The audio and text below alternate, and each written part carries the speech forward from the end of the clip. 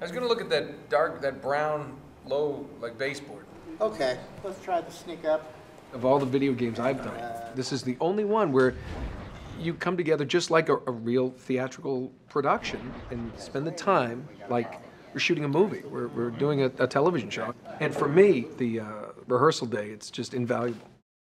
Well, I think why it's also essential, you know, being able to sit around the table and go through the storylines. We are not given a script beforehand, so in terms of doing our homework or knowing the order of the timeline, we don't have that already in our minds. So that rehearsal process is so essential to check in with Amy and say, okay, remind us what has happened right before, what's going on in the timeline. If we didn't have that to check in, it's not like in a TV series where it's like, okay, we've shot all of this, I understand everything that's happened before. It's so out of sequence. So it's very much in your imagination and in the dark that rehearsal time is essential for being accurate. It's also great to have the freedom we're allowed and have been from the beginning of playing with things and changing things during that process. Yeah, I think, Amy, you really allow actors to get in there and give their contribution.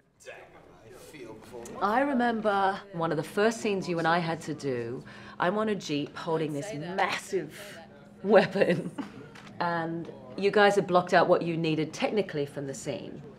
And then you said you guys should have some kind of physical, not embrace necessarily, but some kind of thing that indicates, you know, it's some history. And I said to Nolan, don't you think it would be fun if I jumped into your arms from the top of the Jeep rather than going through the motions of getting down? I just feel like Chloe isn't going to waste any time. She's very physical. I really believe that this would be the choice that she would make. Seems like I'm always saving your ass. Well, it is an ass worth saving. And so I think we showed it to the guys, and I said, are we able to do this? And there's the difficulty with the balls and jumping onto someone from a height. But you guys were able to accommodate because you saw the value in establishing their relationship and their history very quickly in that one move. And it really kicked it off like that. Yeah, and that was the first mocap shoot that we had, and she was like, don't you think I should just jump and straddle you? And I was like, yes. Yes, I think you should. But in all seriousness, that was one of the reasons that she was cast. She was the kind of person who was going to be gung-ho on a mocap set, and I knew that was going to work. I had an inkling, because I'm incredibly intuitive, that in the casting process, she was going to be like that, because she was so much fun in that audition.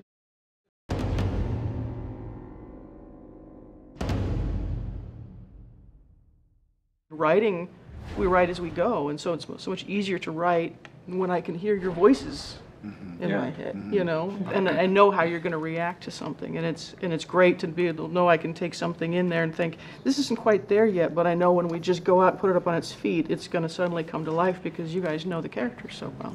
Yeah, well, no, she's an incredible writer, and prefaces everything with, now this is probably terrible, and we should please rewrite it, and it's always brilliant, and it's complex. How many pages did you write for this game? I was pretty shocked when I put it all together in one folder. It was this thick. It was, I don't even know. I mean, it's literally just the pre-rendered, the rendered in the game engine cinematics is an hour and a half, over an hour and a half. So we basically made a feature film and a game. It's a feature. But Amy also had to explain to me one day that because each player's experience of the game is different, the way that we do these cinematic scenes has to give enough information to each player so that they can be reminded of information they may have heard 6 months before, 2 days before. Right, you never know. So it's a very interesting way of disseminating information. So it's technically a really interesting way to tell a story. It's not only non-linear, the way we're having to perform it, but it's also having to sort of be subtle and yet not too... Yeah, it's kind of, there's no perfect answer to that, because unlike any other medium, I mean, in a film, you expect somebody to sit down and watch it and spend the 2 hours.